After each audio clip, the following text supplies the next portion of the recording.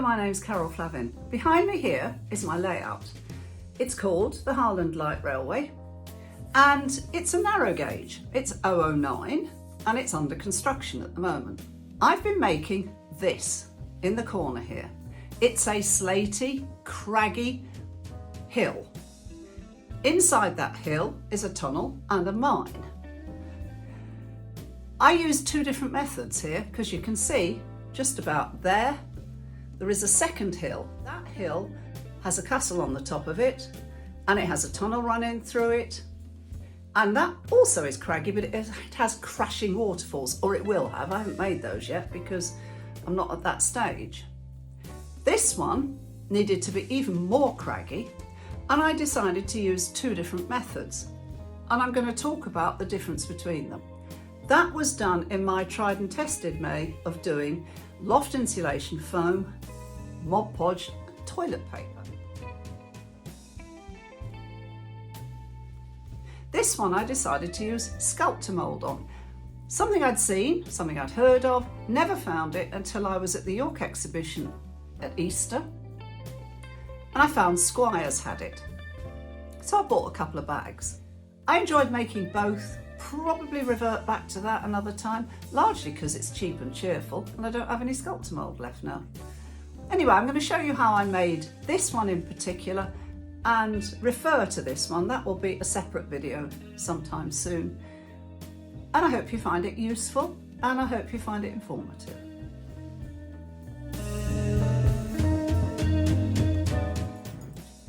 I'm going to try out a new product today. It's one I hadn't used.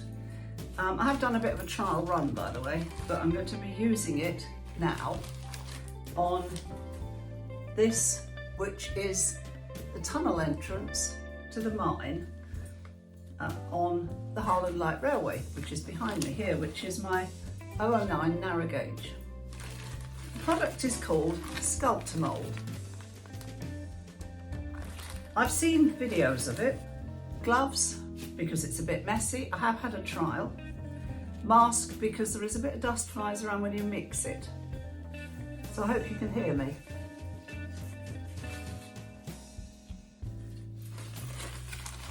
It's very odd stuff.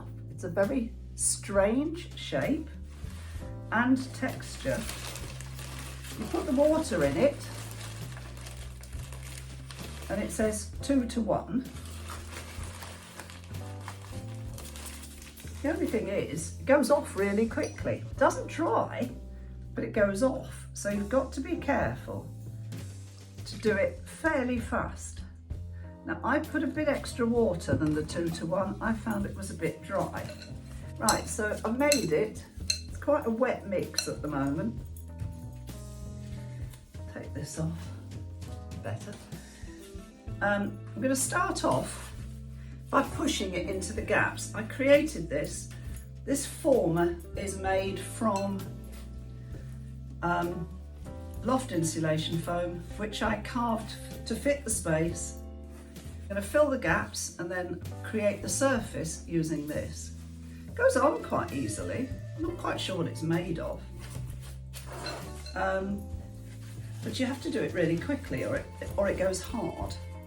Certainly at the moment, I quite like it. I'm always up for trying something different. I want it to be typical slaty, craggy hillside. I have a couple of pictures that I've been using that I quite think it represents it quite well. So that is already one bowlful. And if you can see there, you can see I've started just so far at the moment filling the holes with it.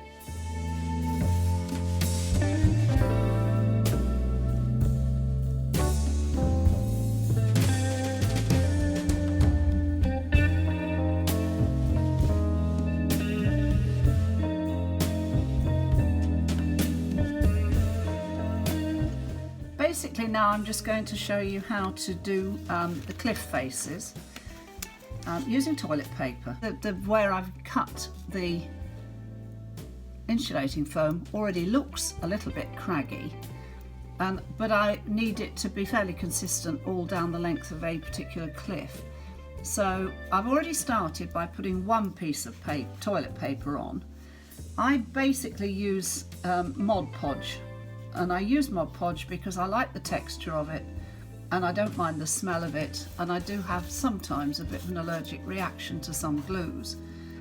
But as I say, I quite like the finished effect of the ModPodge because it dries quite solid and it gives a nice surface for painting. So what I've done is I've put a layer of the glue on the cliff face. I'm just using 2 pieces of toilet paper, and I use the back because there's a bit of an indentation on this one. And then if you lay the toilet paper across the surface and literally fiddle with it so that you get creases and things that will look perfectly suitable on a cliff face. Make sure that the join doesn't show, but you can deal with that one by just putting a layer of glue on. Once you're happy with the way that it looks, put a layer of glue on top, just combining any areas where there's a join or something that needs to be flattened down. And it's quite a quick process. The less quick bit is waiting for it to dry. However, once it's dry, it's extremely hard, which makes it really easy to paint.